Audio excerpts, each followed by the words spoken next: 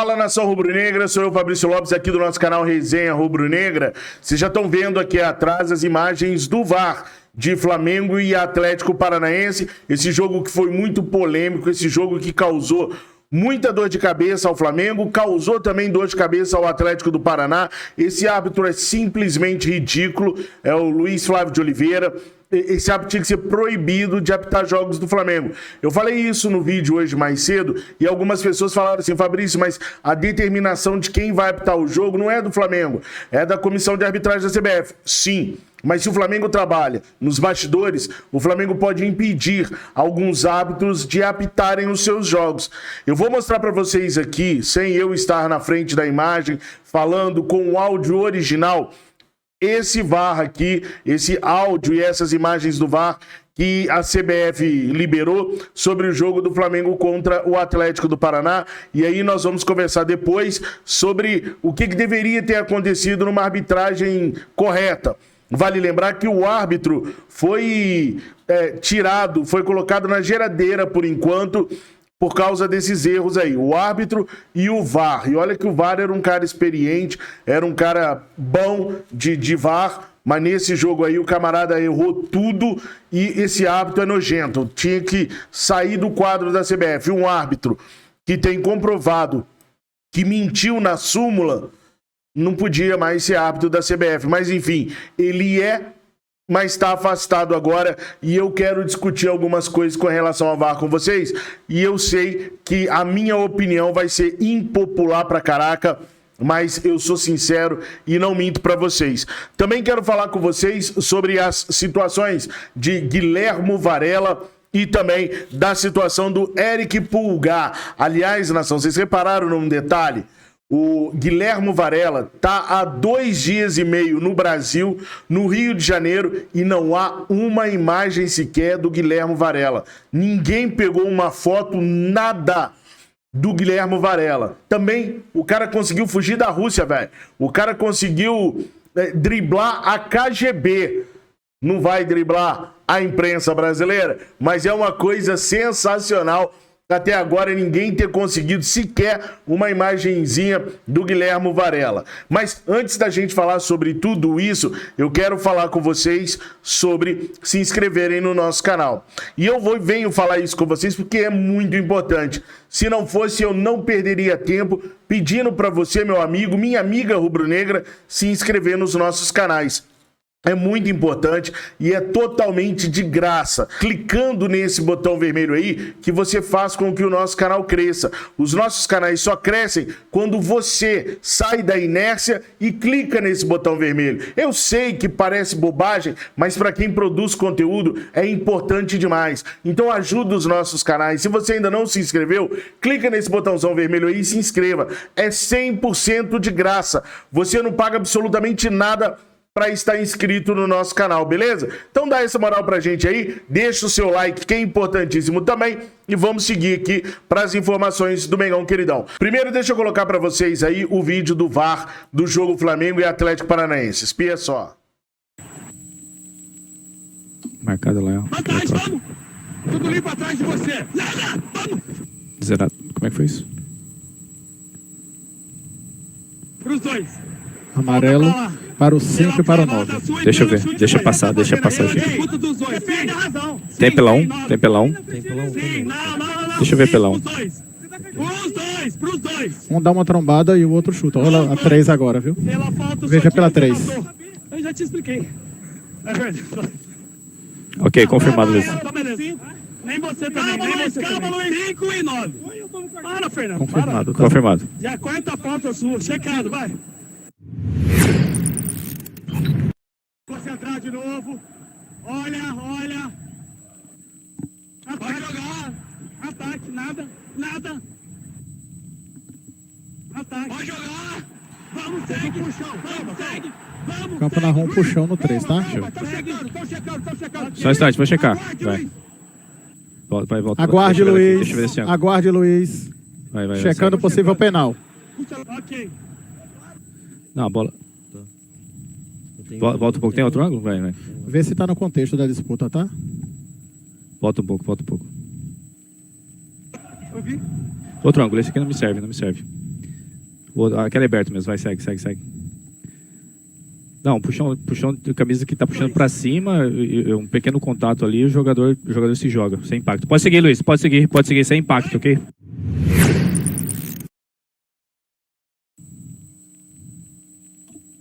Aquela troca só. É lindo.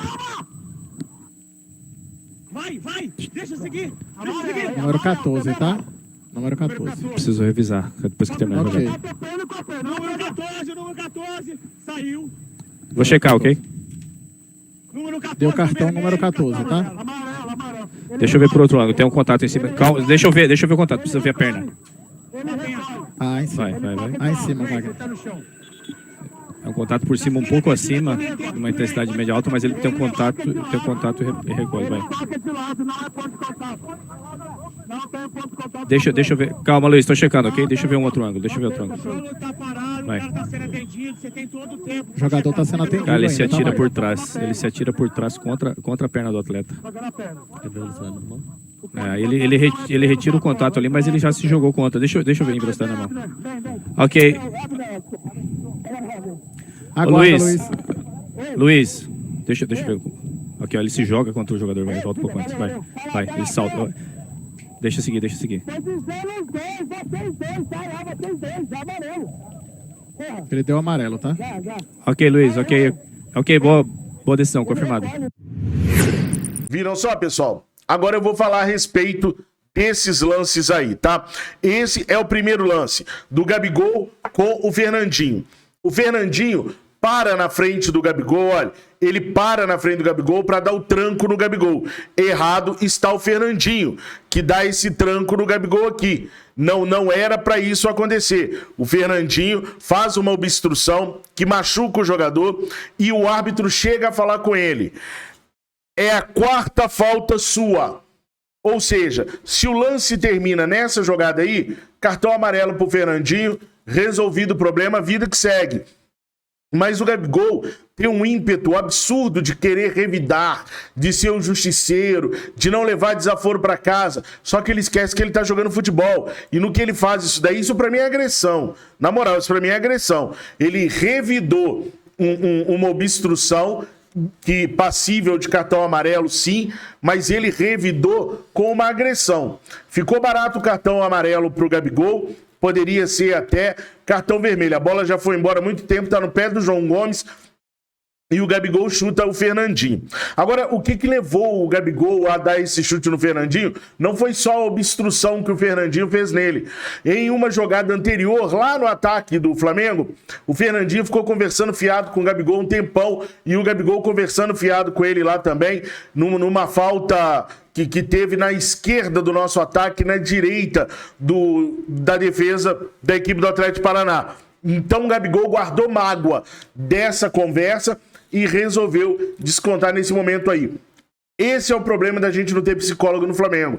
Porque se há psicólogo, alguém vai encostar no Gabigol e vai falar com ele, rapaz, tenha mais calma, tenha a cabeça no lugar, senão você vai se prejudicar e prejudicar a equipe do Flamengo. A falta de gols, a ansiedade por fazer gols, também faz com que ele fique dessa maneira. Agora, gente, o Gabigol, por escolha própria, se transformou num meia atacante. Na melhor das hipóteses, um segundo atacante. E meias atacantes e segundo atacantes não fazem tantos gols. Quem faz mesmo é o centroavante. Sávio e Romário. O Sávio era um segundo atacante, um meia que caía pelo lado esquerdo e que fazia gols, mas quem fazia mais gols era o Romário. Bebeto e Romário. Bebeto era um segundo atacante, caía pelo lado esquerdo, caía pelo lado direito, mas quem fazia mais gols era o Romário. Bebeto e Ronaldo, também uma dupla de ataque, onde o Bebeto era um segundo atacante, quem fazia mais gols, Ronaldo Fenômeno. Rivaldo e Ronaldo Fenômeno. Ronaldo era um atacante de área e o Rivaldo era um meia atacante, às vezes jogando como segundo atacante. Quem fazia mais gols? Ronaldo Fenômeno. Então não tem como a gente exigir do Gabigol que ele faça aquela quantidade de gols que ele fazia antes por conta do posicionamento novo que ele escolheu. Para mim é um erro dele. Esses gols que ele perde, isso sim é imperdoável. A quantidade de gols vai ser com o Pedro. O Gabigol vai fazer cada vez menos gols pelo posicionamento dele mas não pode de jeito nenhum perder os gols que ele vem perdendo. Acho até que o Gabigol já merecia sentar no banco em algumas ocasiões. O grande problema vai sentar no banco e quem vai vir à frente para poder assumir o lugar dele? Com a chegada do Everton Cebolinha, se o Gabigol não ficar esperto, pode ser que a gente tenha a saída do Gabigol para a chegada do Everton Cebolinha. O ataque ficaria montado ali com Arrascaeta, Everton Cebolinha, Pedro e Everton Ribeiro. E isso pode acontecer. O Gabigol está esgotando todas as chances e paciências do técnico Dorival Júnior com esses gols bizonhos que ele perde. Se ele não melhorar a pontaria, e de novo, é com os gols que aparecem, com os lances que aparecem. Não que ele tenha mais obrigação da quantidade de gols que ele fazia, mas os lances que aparecerem ele tem o que fazer. Se continuar perdendo, fatalmente vai para o banco de reservas para o Everton Cebolinha se tornar titular. Bom, esse foi o primeiro lance. E para mim, ficou barato para o Gabigol. Sinceramente, ficou barato para o Gabigol. O segundo lance, o lance do pênalti. Gente, eu não vou nem parar aqui a imagem, porque é muito claro que foi pênalti no Léo Pereira. Esse pênalti me lembra muito um pênalti marcado para o Flamengo contra o Botafogo na final de um campeonato carioca, que eu não vou me recordar o ano agora. Mas os caras quase tiram a camisa do Fábio Luciano. É a mesma coisa, olha, tá bem claro. O Fernandinho empurrando ele e levantando a camisa dele. É muito claro, é pênalti protocolar. Olha só. É pênalti protocolar, não tem o que discutir ali, não tem como negar a existência dessa penalidade, tem que afastar o Huawei mesmo, porque ele olha lá no VAR e não consegue enxergar a penalidade em cima do Léo Pereira. Então, não há nem o que se discutir, é pênalti, claro. E agora, olha gente, eu sou fã demais do Arrascaeta.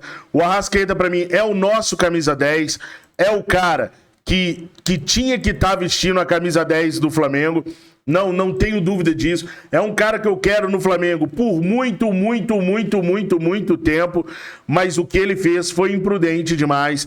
Olha essa entrada aí, isso pra mim é cartão vermelho na hora. Por isso eu falei pra vocês que a minha opinião não seria uma opinião popular, mas isso que o Arrasca fez aí foi imprudente demais. Podia ter quebrado a perna do rapaz, ele entra com a sola todinha na parte traseira ali da perna do Eric. Pra mim isso é cartão vermelho na hora. A do Gabigol ainda dá pra discutir, porque o Fernandinho também parou na frente dele, machucou e tal, ainda dá pra discutir. Essa do Arrasca não dá pra discutir não. Essa pra mim é igualzinho o pênalti. O pênalti pro Flamengo foi indiscutível. E essa falta aí também do Arrasca é indiscutível. Pênalti pro Flamengo, na minha opinião, e cartão vermelho pro Arrascaeta nessa situação. Só que o que aconteceu? O árbitro deu só o amarelo pro Arrascaeta e o Arrascaeta continua no jogo. Com isso, o Atlético do Paraná entrou ontem no STJD para tentar a punição do Arrascaeta e do Gabigol. Eu acho muito difícil que isso aconteça, que os caras punam o Gabigol e o Arrascaeta por esses lances, uma vez que o árbitro de linha não deu absolutamente nada. Então deve continuar com a situação de campo. Não deve ser alterada a situação de campo aí do que o árbitro marcou, tá? Alguém tem que conversar com eles. Alguém tem que botar a cabeça desses caras no lugar. A gente tem um jogo lá no Paraná, que vai ser um jogo extremamente provocativo. Os caras vão provocar. Eu tenho informações, por exemplo, que os caras vão distribuir uma máscara com o narigão, simbolizando o cheirinho que o Diego Ribas inventou e que as outras torcidas ficam debochando do Flamengo, para os caras colocarem para debochar do Flamengo no jogo do dia 17. Ou seja, os caras vão pilhar os jogadores do Flamengo no estádio, vão pilhar a torcida rubro-negra. Vai ser um jogo extremamente complexo, complicado. Já tem o gramado, que é horroroso, que a gente não se adapta. No resultado de 0-0, o Flamengo tem totais condições de conseguir fazer os gols que a gente precisa. Aliás, não é nem no plural, é uma vitória simples e a gente está classificado. Agora os caras vão ter que ter a cabeça no lugar. E era bom alguém fazer algum trabalho com os jogadores do Flamengo daqui até o dia 17. Que os caras vão fazer de tudo para nos provocar. O Filipão, lá nos primórdios da década de 90, chegou a mandar bater no Edilson, se não me falha a memória. Dá umas 2 pancadas nele que ele some no jogo. Então o Filipão é um treinador que ele tem umas artimanhas assim, não protocolares do futebol. Então tem que conversar com os jogadores do Flamengo para eles se manterem com a cabecinha no lugar, para a gente conseguir fazer o gol lá e se classificar. Para mim, gente, esse é o jogo mais difícil do Flamengo no ano, tá? De todos, o mais difícil do Flamengo no ano. Para mim, esse jogo contra o Atlético Paraná, ele é mais difícil do que os jogos contra o Corinthians, os prováveis jogos contra o Vélez, a final da Libertadores. Para mim, esse jogo é bem mais complicado, por tudo que envolve o histórico do Flamengo na Arena da Baixada. Passando pelos caras, a gente consegue ter uma tranquilidade, uma confiança muito maior para poder enfrentar os restos dos desafios nesse ano de 2022. Eu acredito completamente que o Flamengo possa e vá passar pelo Atlético do Paraná. Agora é uma vergonha essa arbitragem da CBF. Bom, falando agora sobre Guilhermo Varela e falando também sobre o Eric Pulgar. O Eric Pulgar chegou ontem à noite, não falou com a imprensa no aeroporto, não poderia falar mesmo. Primeiro, porque ele ainda não tinha contrato assinado com o Flamengo. Aconteceu isso com alguns jogadores que chegaram para assinar contrato com o Flamengo tirou o jogador do aeroporto sem falar com a imprensa, e no caso do Eric Pulgar ainda tem um agravante, né? Que são as situações que ele tem na justiça. Então, se ele para conversar, alguém ia tocar nesse assunto e o jogador iria ficar enrolado, ia dar pano para manga para a imprensa falar mais e mais ainda. Então, o Flamengo foi lá e tirou o jogador, não deixou ele falar com a imprensa.